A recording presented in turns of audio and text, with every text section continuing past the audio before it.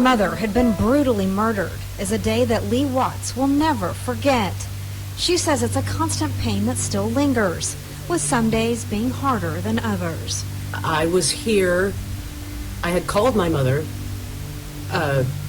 just routinely. My dad had just died 14 months before, so I was still staying in pretty close touch with her, even though we live a long way away. Watts lives in Alaska and says she called over and over, but her mother wouldn't answer. After reaching out to a neighbor to check on her mom with no luck, she then called the Broken Arrow Police Department. They did find that there was an entry into the back of the residence, were able to get inside. And so at that time they went in to try to make contact with her, and unfortunately they did locate her in the house, deceased at that time.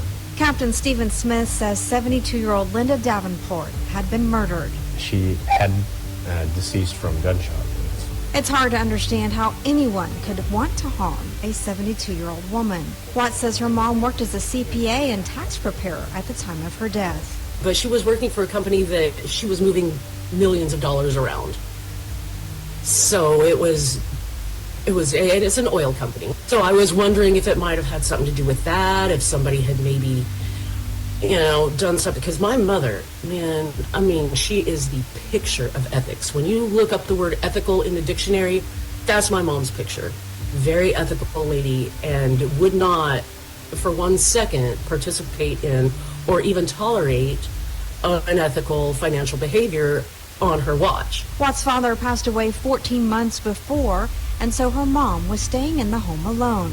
And did it appear that the home had been burglarized at all?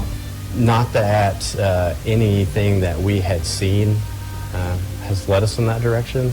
We followed on multiple different leads, theories that have come up as to what could possibly be the cause. With little leads and little answers, the why continues to haunt her. My daughter has been in therapy for a couple of years over it. It changed her too. It is a huge life-changing event. They don't just destroy one person's life. They mess with everybody's life that was tangent to that person. If you have any information about the death of Linda Davenport, you are asked to contact the Broken Arrow Police Department. Her family is offering a $10,000 reward for information that leads to the conviction of the person responsible. Sharon Phillips, 2 News, Oklahoma.